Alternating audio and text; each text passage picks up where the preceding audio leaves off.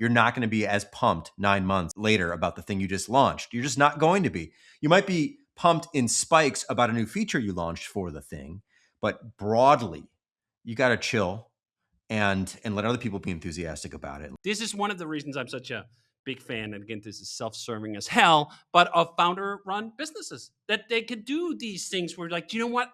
I don't know how to quantify it right now, but this is the right thing to do. We're not fucking taking any of the peas out of the pea soup.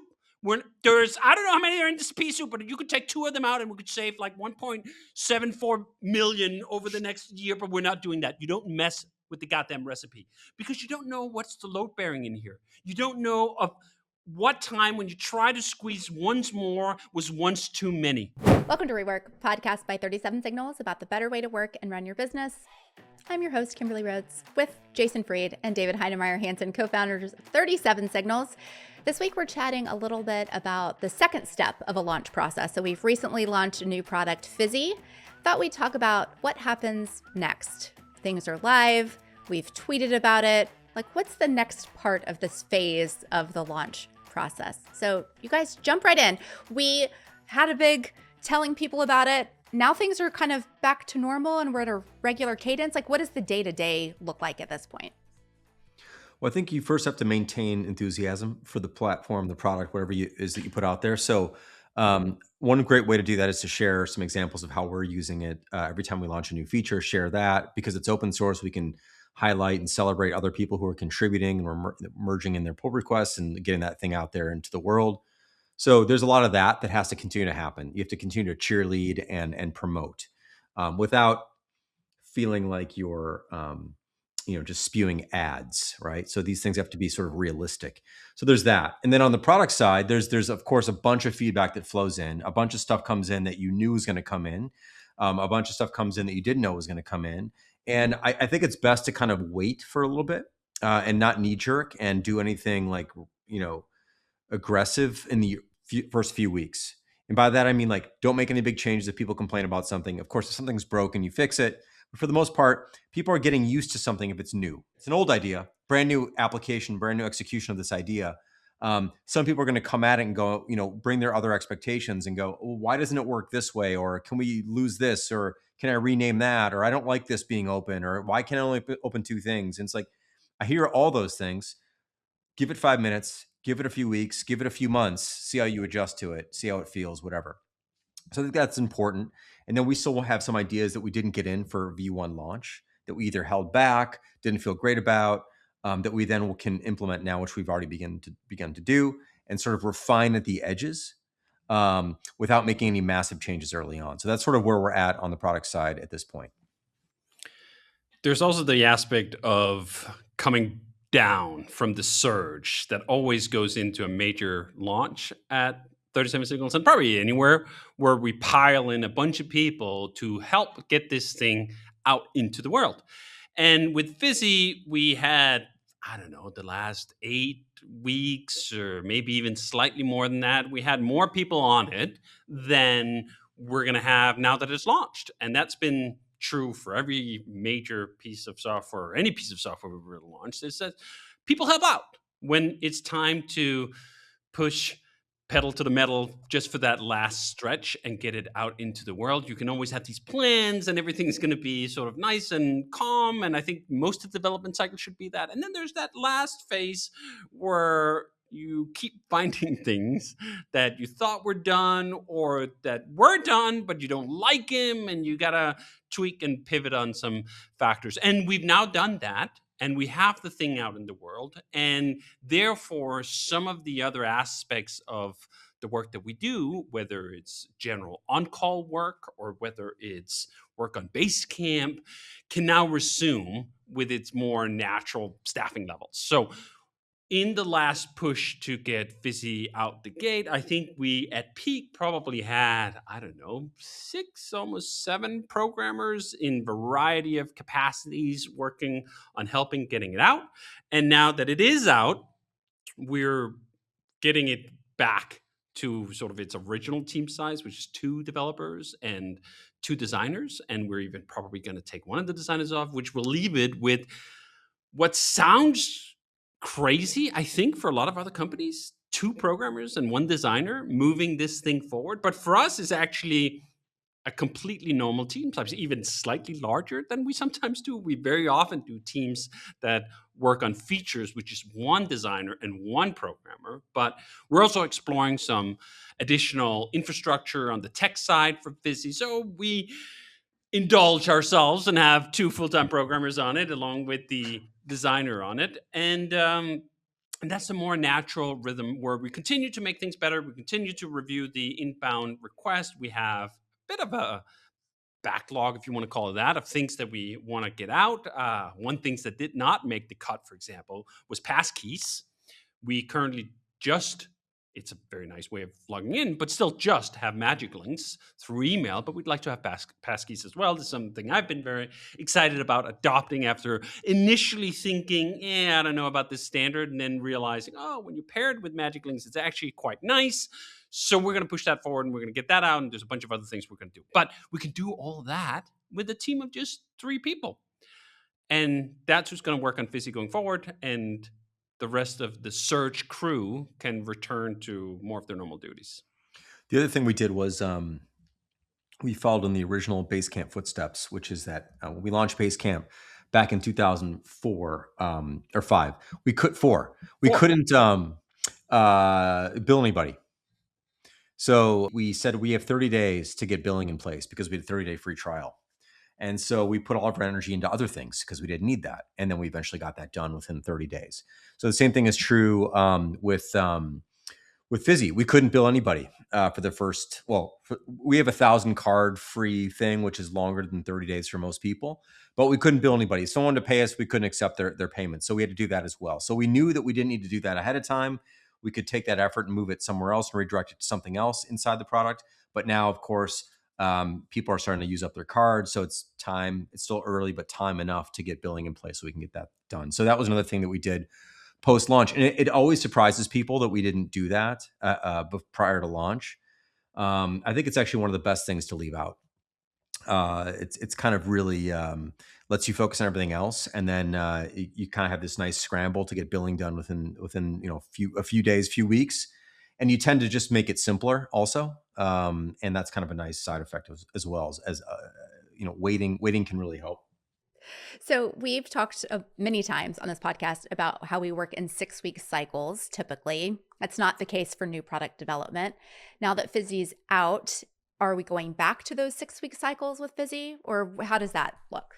Yes, at some point. We're not quite there yet, but yeah, we will slide back into the traditional shape up rhythm, where we're gonna shape projects up and decide if they're gonna take 3 weeks or 2 weeks or 6 weeks or wherever it is.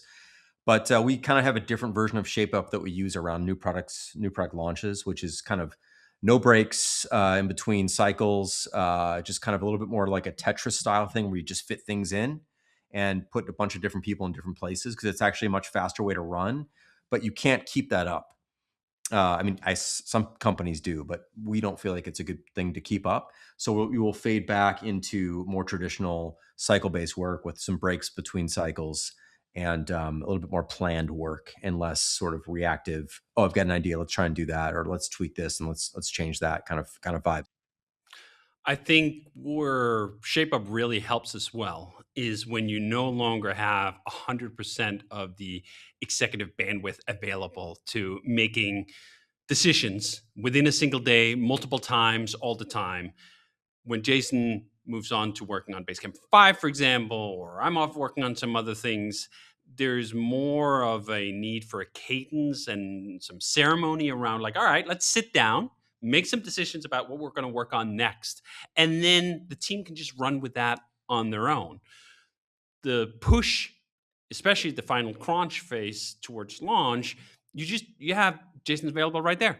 You just ask him anything at any time in the day because the majority of his focus is going to be on this product. And I think Shape Up really helps when you no longer have that undivided attention, that undivided bandwidth to making those snap product decisions. And then it becomes easier to do the management over a longer period of time. And I think also just the calm of it. I think part of it is it can be very exciting and accelerating to be in that crunch phase and to have that very short feedback loop that's sometimes happening within a single day or within a single week.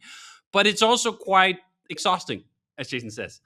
I like to get really deep into various projects at various time, and I think people, at least sometimes, do enjoy that intensity of it, but also would think like, you know what? If I had David in my team for a whole fucking year, I'd go goddamn nuts. Like I cannot work like that, and even I can't work like that. I've learned that about myself too. That the intensity of a project like Omachi, for example, where it was just all out for 3 months, I don't want to keep that up forever. I don't want to sprint like that forever. The same thing with Visi. The last crunch phase of it for the team was pretty intensive.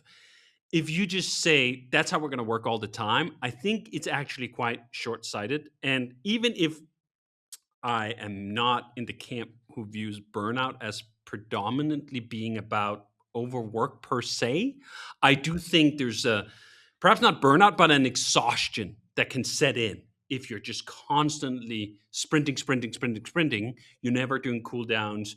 You're never kind of just taking a breather. And I think it's just important for us to be able to do all those things if we want to continue to work with the same people for 5, 10, 15, 20 years.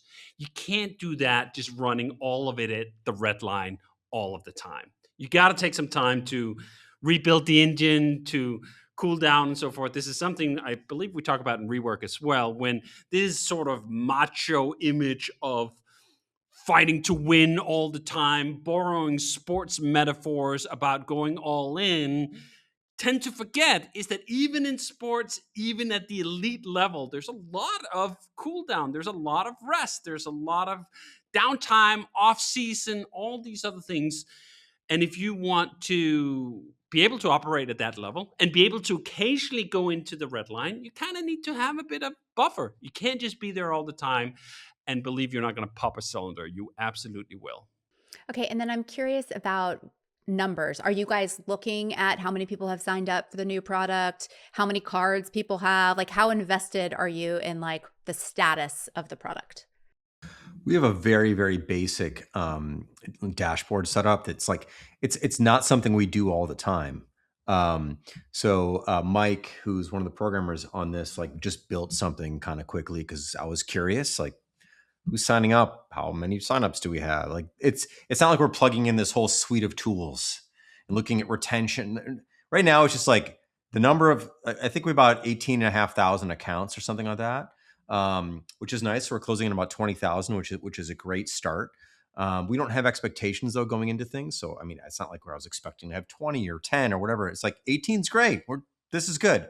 And then we can see the top 10 card counts because we give 1,000 cards away for free. So it's like, is anyone even close to that? Some of those basic, like the most basic possible questions. We don't have anything like which features are being used most or any of that. Like there's no instrumentation beyond like total accounts and like number of cards per account, basically. So that's it. And that's like enough to sort of be interesting to look at occasionally and be like, oh, cool. And you can also see how many signups we've had in the last 24 hours. So like, is it accelerating, decelerating? Where is it at? But the thing is like, whatever the number is, it is. It's not like, oh my God, we need to do more of this or we need to do less of that. It's just like, that is what it is. And now we can see it if you want to look at it. That's the extent of our interest in that at this point. We're just a few weeks in and we're just doing the best we can and things are going to be what they're going to be. But there's not this this measuring up or measuring down of the numbers. And is that kind of the philosophy for all of the products that you guys have launched? Just kind of we know the information, but we're not super analyzing it. We don't have expectations about what those numbers should be. Or is this product different in some way? I mean, it's essentially the way we've always done it. You know, we've had some better dashboards in the past. We used to have a really nice dashboard way back in the day. I don't know if it was built into Queen Bee or it was like a separate, I forget what it's called. Maybe it was called dashboard. I don't even know. But we had these like charts and stuff and you could see number of upgrades. This is for early version of Basecamp. You could see like upgrades, but it wasn't something we launched with. It wasn't something like we desperately wanted to have initially. It's just like, at some point it was nice to know. And then it was actually a cool design project to like make this like, you know, graphical dashboard. I've just, I don't know. I've never been driven, just as me speaking, I've never really been driven by that kind of stuff. It's interesting to see, to know, but I'm not like looking at that all the time. Just like I wouldn't want to be a day trader, same way. Like I want to know, like, am I roughly going up? Am I roughly going down? Like, what's the general long-term trend here? But to look at things throughout the day, every day, all the time. There are moments though when you get really excited and you launch something new and it's fun to share the numbers and whatever. There's some of that, but that's just like, it's kind of a vanity thing. It's just like kind of fun and exciting to see people are interested in what you're doing. But I don't make different decisions because of that. Like 18,000 versus 16,000 versus 23,000. It makes no difference to me right now. I wouldn't do anything differently had those numbers been, 20% more or less or whatever. So that's just me. That's my curiosity. I think that's the crux of why we actually now do less data analysis on usage inside the projects than we've ever done since the earliest days. We had quite a long phase, maybe even as much as 10 years, where we had several very talented data analysts who really dove into the data and tried to figure out the correlations and how many to-dos new accounts are creating or messages, and can we find some thread here that's going to lead to some pivotal insight that's going to take the whole thing to the next level. And from 10 plus years of trying to do that, I can count on, I think, a single finger the number of times we discovered something pivotal in its use that felt like it was so crucial I wouldn't have done without it. And I'll actually mention the explicit example. It was a redesign, not even of the product itself, but of a marketing page. We had a different team running Highrise for a while, a CRM system we had built many years back, no longer sell to new clients, but have an existing customer base on. And they redesigned the homepage. And it took us 6 months to realize that that redesign was catastrophic. I think we were down 20% on conversion or something crazy, large enough that you, even if you don't pay attention to the fine details of the numbers, would want to know. 20% is a fifth of the conversions just disappearing. And we did find that 6 months after the catastrophe of the launch and corrected it. But if I look at all the analyses we have done on the products themselves, how it use all the telemetry and instrumentation that we used to have, I struggled to find even a single anecdote where I go like, yeah, that really pivoted our decision making. We took a different path. We rethought something. It just, at the best of times, it lined up with our intuitions. One of the longest studies we did was really analyzing how everyone used the product. And what it turned out to be for Basecamp was that the two most important features were messages and to-dos. I'm like, okay, I guess that's nice to have quantified, but I could also have told you that. Maybe the quantity by which these two are the most important features was mildly interesting to see, but in no way did it really drive what we then did the next Monday. And I think that's the problem with so much of the analytic firepower that's being thrown at products. Unless it's going to change your mind, unless it's going to change your decisions about what you do next, why are you doing it? Are you, in fact, just doing it for vanity? Are you doing it because that's what you're supposed to do?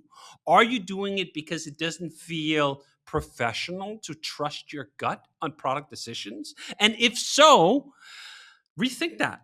Your gut is an amazing data muncher and cruncher. And you will usually find, if you have fed it a steady diet of inputs and experiments over years, that you're, and maybe not even years, that you'll make great decisions. I mean, some of the best decisions we've made on the product side were decisions we made right around launch in 2003 when we knew nothing about running a SaaS business. Ignorance, in fact, is vastly underrated when it comes to novel decision making. You don't know what you don't know. You don't know where the lines go. You don't know what the box is supposed to look like. And what quantification does is really draw out the boxes, right? Here's what it goes. Here's if you move this lever, it's going to do this. Yeah, okay, you're examining all the stuff that you can quantify. You're examining all the stuff you can measure. And some of the stuff you can measure and some of the stuff you can quantify is important to some degree. But unless you're weighing it up with all the stuff that can't be measured, all the stuff you can't quantify, you're going to get a really wrong picture of your business. You're going to get a wrong picture of what customers want. You're going to get a wrong picture of what future customers who aren't even talking to you might want.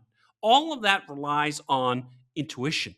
All of that relies on gut instinct. And I found that when we had a really high-powered data function, it was quite often at odds with that way of doing things, even from just a professional pride of people who are really good at crunching numbers.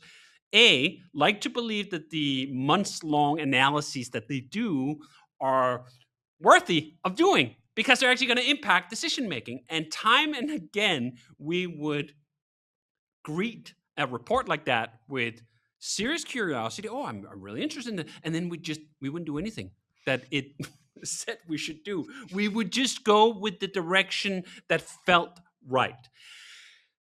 Oh, that's a bit of a frustrating work environment, I think. Well, I know because I had one-on-ones with many of these former data analysts because I also like the numbers actually, right? Like it's actually taken me maybe more than 10 years to realize that when we launched Fizzy, for example, that we did not want any instrumentation at all. And it required me to be disappointed time and again with the amount of impact that these analyses could have and did have on our business and my faith in what they even should have.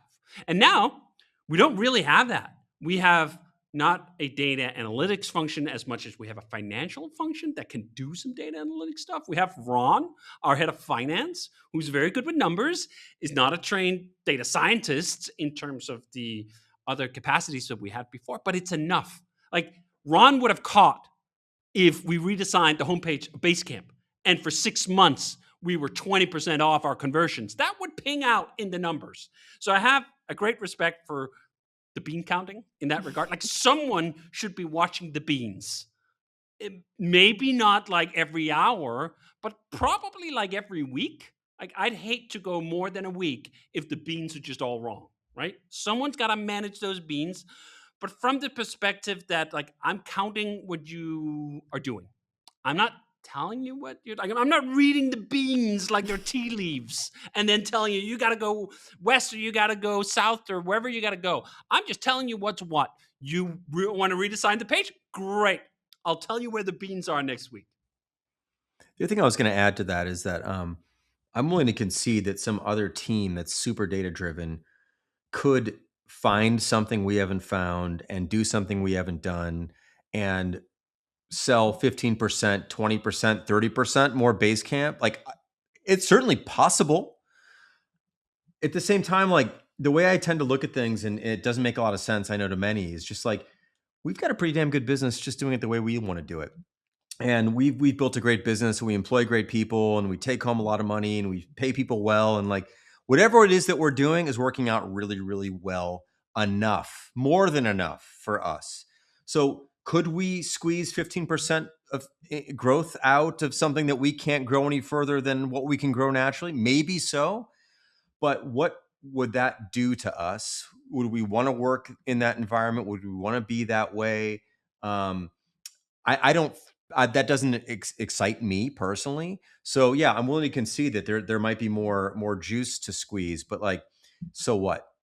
And as long as I think you have, like, we're in a good position because we have a very profitable business and somehow we've hit on some formula that works really, really well for us and for our business and for the size we want to be. But if you don't have that, maybe you do have to go seeking out the numbers and squeeze this and squeeze that to try to find your thing. But once you found your thing, like there's also a place where you're like, we figured out what we are really good at. We want to run a business that way. And that's what we're going to do. And it's one of the beauties of just running your own thing. This is the luxury of running your own thing, Yes. is you're not accountable to the full squeeze. You're not accountable to the full return. You can leave something on the table. You can leave some juice unsqueezed. And I actually have more self-confidence in that model than I've ever had. And the reason why is that we keep seeing time and again The people who want to squeeze everything for the maximum return, flaming out spectacularly, burning up great businesses that have decades of history behind them because they did little games, they did little tweaks, they optimized this quarter. I think actually the parody of capitalism is private equity, is MBA thinking, is all of this stuff where like, I don't care what I sell. I just want to sell a little more, a little quicker at a higher profit. And it turns out that that's not even good financial advice because you end up destroying these companies. And maybe you get some short-term benefit. And in some cases, you know what? The company wasn't worth saving or couldn't be saved. But in plenty more cases, it absolutely was. One of the examples that come to mind is Toys R Us. So Toys R Us was this amazing American retailer that's been around for a really long time. And I remember taking trips in there and going like, do you know what? As a former kid, existing kid, current kid, I like being around a lot of toys. And just like, what a loss. What a loss that business got plundered by private equity, loaded up with debt and instruments and blah, blah, blah. And it just went to shit. I was just talking, actually, Jason and I were discussing this at lunch the other day. How many times have a founder handed over the reins to someone who were really good at counting those beans, as we've talked about? Howard Schultz did it with Starbucks. I think he's done it twice. And twice has it been a bit of a disaster. Michael Dell handed it over, and plenty of other, or Sergey Brin was actually the example that came to mind. This is a curious case where we don't know all the facts behind the scenes, but it does seem that Google's current high riding trend in AI, where they're really getting back into the game, is powered by the fact that Sergey is back in the arena and he's running essentially as a shadow CEO. There are countless examples of this. There's countless examples of founders handing over to someone who's good with the numbers, who could do a little more squeeze, who could find something. And then it looks maybe okay, maybe it even looks good in the short term. And in the long term, it looks like total crap. I wrote a long post about this, citing Intel and Boeing as two of the American giants that have been hollowed out by this private equity, MBA, short-term thinking. And it's even hard to defend against people who take those examples and then charge capitalism with being this extractive way of working, having, and running an economy, because they really are just, they should piss everyone off. Even the most ardent capitalists, it's like, this was dumb. Not only did you besmirch the name of capitalism by running it so poorly, you injured the goddamn shareholders that are supposed to be at the center of why you're doing all this stuff because of your stupid short-term thinking. This is one of the reasons I'm such a big fan, and again, this is self-serving as hell, but of founder-run businesses, that they could do these things where like, do you know what? I don't know how to quantify it right now, but this is the right thing to do. We're not fucking taking any of the peas out of the pea soup. I don't know how many are in this pea soup, but you could take two of them out and we could save like 1.74 million over the next year, but we're not doing that. You don't mess with the goddamn recipe because you don't know what's the load bearing in here. You don't know of what time when you try to squeeze once more was once too many. And suddenly customers go like, they're off. They've failed. They're not the same anymore. You lose that intangible brand affiliation. And I feel like that happens way more often when you have that MBA private equity thinking running the ship rather than someone who gives a fuck about what they're making and why they're making it and how they're making it, and is okay with these kind of fuzzy concepts of like, yeah, I want to make something good. Let's put more into it. Let's make the inside of it look nice. Let's produce it in a way where we just smile, right? Like, let's put in some fucking Easter eggs. Let's have a little fun music. Let's have something that's unprofessional, just fun, just whatever. Oftentimes, these are the things that just spark that magic, that connection to a customer, and they will reward you with a very nice business if you can do that consistently over a long period of time. And if there's one thing these MBA heads, and I'm really putting on the stereotypes, there are plenty of people who know business and can also not be total shitheads at the same time. I don't know how big the Venn diagram overlap is, but it's there. And do you know what? You're even bad at the thing you're here to do. You're bad at the beans. You're bad at the long-term thinking. You're bad at the equity increase of rewarding stockholders. So sometimes just like maybe just sit down and let the people who don't count all the things run the ship. Okay, last quick question before we wrap it up. We've talked about this being a founder-led company. In previous episodes, we've talked about founder-led marketing, and we've also talked about marketing being the transfer of enthusiasm. So I'm going to bring those all together.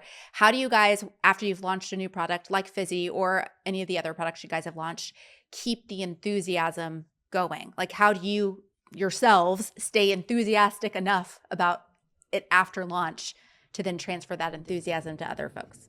Well, I mean, you got to be excited by the thing you made, and you can't fake it. I guess you can fake it. At some point, people will notice.